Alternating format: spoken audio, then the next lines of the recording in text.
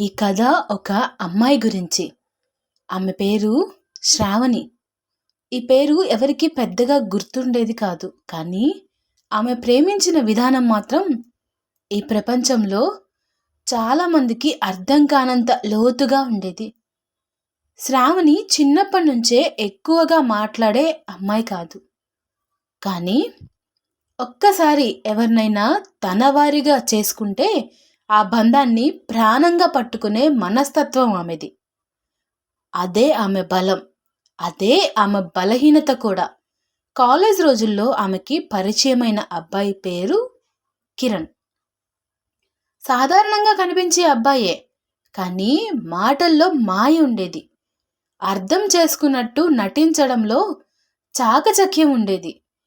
నువ్వు అందరికన్నా భిన్నంగా ఉన్నావు, అందుకే నువ్వంటే నాకు ప్రాణం అని చెప్పిన మొదటి అబ్బాయి కూడా కిరణ్. ఆ మాటే శ్రావణి మనసులో ఒక స్థానం ఏర్పడింది. ఆ తరువాత నెమ్మదిగా ప్రేమ అడుగుపెట్టింది. రోజులు గడిచాయి. వాళ్ళ మధ్య మాటలు కూడా పెరిగాయి. మెసేజ్లు అలవాటయ్యాయి. అలవాటు అవసరమైంది. శ్రావణి ప్రేమలో పూర్తిగా లీనమైంది. తన ఆనందం అతనిలో చూసుకుంది. తన భవిష్యత్తు అతనితో ఊహించుకుంది. కిరణ్ చెప్పిన ప్రతి మాటని ఆమె నిజంగా నమ్మింది.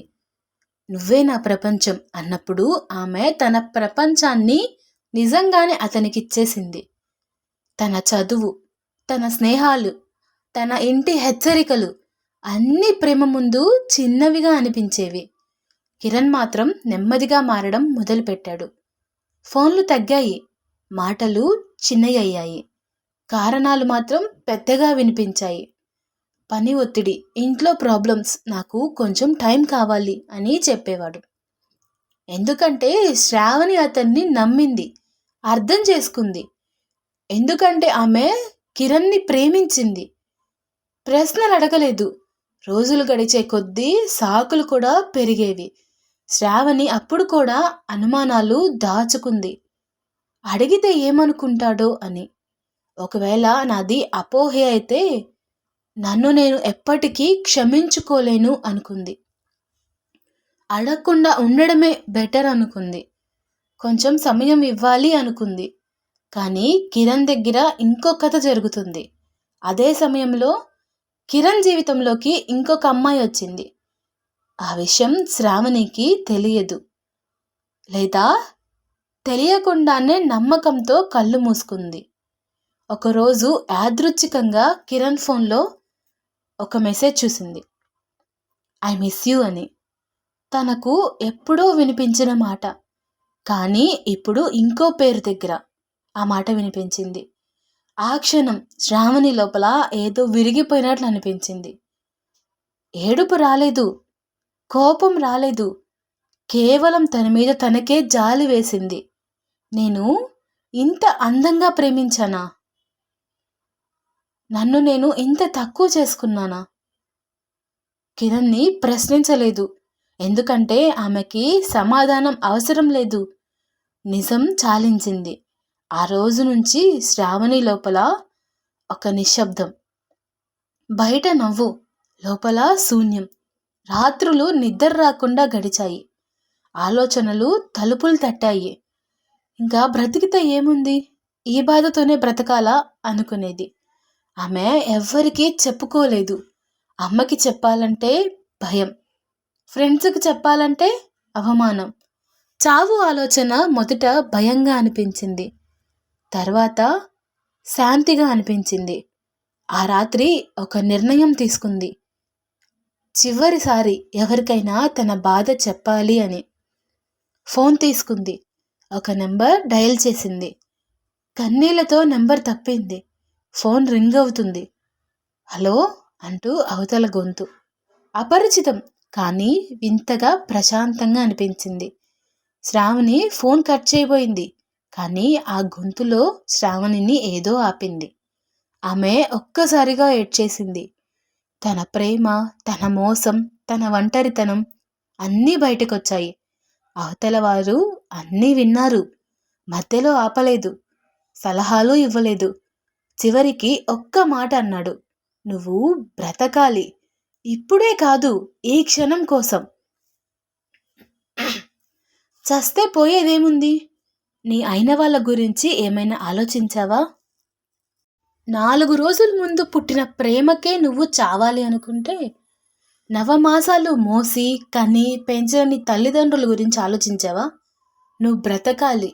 నిన్ను మోసం చేసిన వాడు నిన్ను చూసి ఇంత మంచి అమ్మాయిని ఎందుకు వదులుకున్నానా అని బాధపడేలా నువ్వుండాలి అని చెప్పాడు. ఆ మాట శ్రావణి గుండెల్లోకి దిగింది. ఆ కాల్ ఒక్క రాత్రితో ఆగలేదు. రోజులు గడిచాయి. కాల్స్ కొనసాగాయి. ఆ అపరిచితుడి పేరు అర్జున్. అతనికి కూడా ఒక గతం ఉంది. ఒకప్పుడు ప్రేమ విఫలమైన వాడే.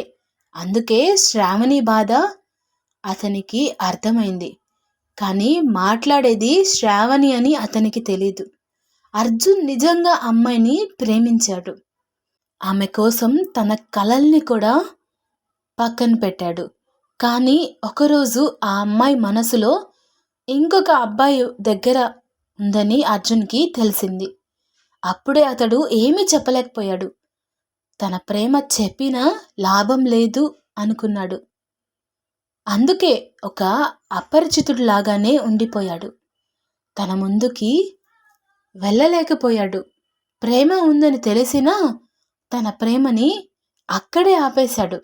ఎందుకంటే ప్రేమ అంటే గెలవడం కాదు, అవతలి మనసు సంతోషంగా ఉండడమే ముఖ్యం అని నమ్మాడు. కాలం గడిచింది. శ్రావణి ప్రేమించిన వాడే ఆమెను మోసం చేశాడు. నమ్మకం విరిగింది. మనసు పూర్తిగా చిదిరిపోయింది. ఏ నెంబర్ డయల్ చేసిందో కూడా తెలియకుండా ఒక రాంగ్ కాల్ చేసిన అర్జున్ కూడా శ్రావణితో స్నేహంగా ఉండేవాడు. ఒకసారి వాళ్ళ ఫొటోస్ పెట్టుకున్నప్పుడు అర్జున్కి అర్థమైంది, తాను వదిలేసిన ప్రేమ తిరిగి తన దగ్గరికే వచ్చిందని. అలా ప్రేమలో మోసపోయిన శ్రావణి, మౌనంగా బాధపడుతున్న అర్జున్ ఒక్క రాంగ్ కాల్ వల్ల మళ్ళీ కలిశారు. వాళ్ళ మాటలు నెమ్మదిగా ఆశలుగా మారాయి. ఆశ నమ్మకంగా మారింది. శ్రావణి మళ్ళీ బ్రతకడం నేర్చుకుంది. తన చదువు పూర్తి చేసింది. తన కెరియర్ మొదలుపెట్టింది.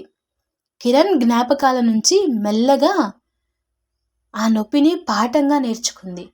ఒకరోజు అర్జున్ అన్నాడు, నీ బాధ నిన్ను చంపలేదు, నిన్ను తయారు చేసింది అని చెప్పాడు. సంవత్సరం తర్వాత ఇద్దరు ఒకరినొకరు ఇష్టపడడం మొదలుపెట్టారు. పెళ్లి చేసుకోవాలని నిర్ణయం తీసుకున్నారు.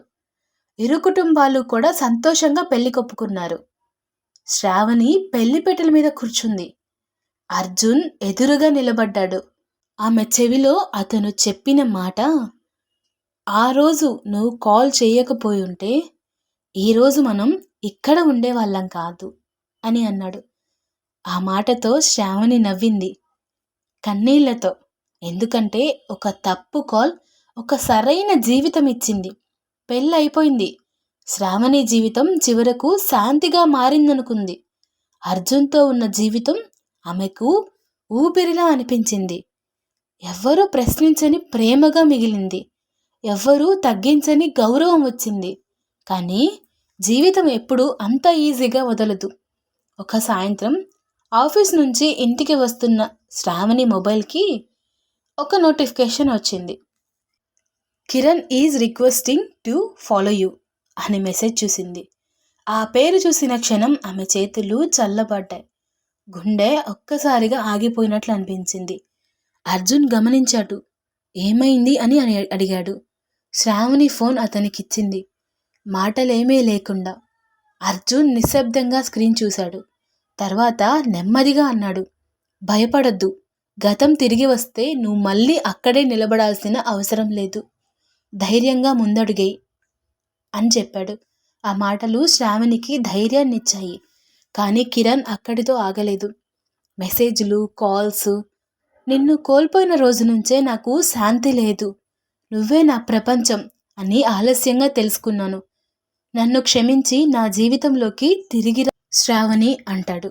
ఆ మాటలు ఒకప్పుడు అయితే ఆమెను కరిగించేవి. ఇప్పుడు మాత్రం ఆమెకి ఒక నిజం అర్థమైంది. ప్రేమ పేరుతో చేసిన మోసం తప్పు అని ఒప్పుకోవడం ప్రేమ కాదు. ఒకరోజు కిరణ్ నేరుగా ఎదురయ్యాడు రోడ్డు పక్కన. "నువ్విలా హ్యాపీగా ఉండకూడదు" అన్నాడు. "నన్ను కాదని నువ్వు ఎలా ఉంటావో చూస్తా" అని బెదిరించాడు. శ్రావణి నవ్వింది. "నువ్వు వెళ్ళిపోయిన రోజు నేను చచ్చిపోయాను అనుకున్నాను. కానీ నిజానికి అదే రోజు నేను పుట్టాను అని నాకు అర్థమైంది" అని చెప్పింది. అర్జున్ ఆమె పక్కన నిలబడ్డాడు, మాటలేమీ లేకుండా. కానీ అతని ఉనికే ఒక సమాధానమైంది. కిరణ్ మొదటిసారి తన ఓటమిని చూశాడు. ఆ రోజు తర్వాత అతను శ్రావణి జీవితంలోకి మళ్ళీ తిరిగి రాలేదు. శ్రావణి అర్థం చేసుకుంది ఏంటి అంటే, కొందరు మనుషులు మన జీవితంలోకి వస్తారు మనల్ని బాధ పెట్టడానికి. కొందరు మనుషులు మాత్రం మనం విరిగిపోయిన తర్వాతే మనల్ని జత చేయడానికి వస్తారు. అర్జున్ రెండోవాడు. ఇలాంటి భర్త దొరికినందుకు తను ఎంతో అదృష్టవంతురాలు అని మురిసిపోయేది. ఈ కథ ప్రేమ గురించి కాదు, మోసం గురించి కూడా కాదు. ఇది గతాన్ని ఎదుర్కొని వర్తమానాన్ని గెలిచిన ఒక అమ్మాయి కథ. అర్జున్ లాంటి ప్రేమికుడు ఏ అమ్మాయితో ఉన్నా సరే ఆ అమ్మాయి జీవితం ఎంతో బాగుంటుంది. ప్రేమలో మోసపోయిన ప్రతి అమ్మాయికి ఈ కథ అంకితం. ఈ కథ మీ మనసును తాకితే ఒక లైక్ చేయండి. ఎవరికైనా ధైర్యం ఇవ్వాలి అనిపిస్తే తప్పకుండా షేర్ చేయండి. మీ అభిప్రాయం లేదా మీ అనుభవాన్ని కామెంట్లో రాయండి. ఇలాంటి నిజమైన కథల కోసం మన ఛానల్ని సబ్స్క్రైబ్ చేసుకోండి. స్టోరీ మధ్యలో ఒకసారి శ్రావణి పేరుని అనన్యగా చెప్పాను. కొన్నిసార్లు తప్పుగా అనుకోకండి. Thanks for watching.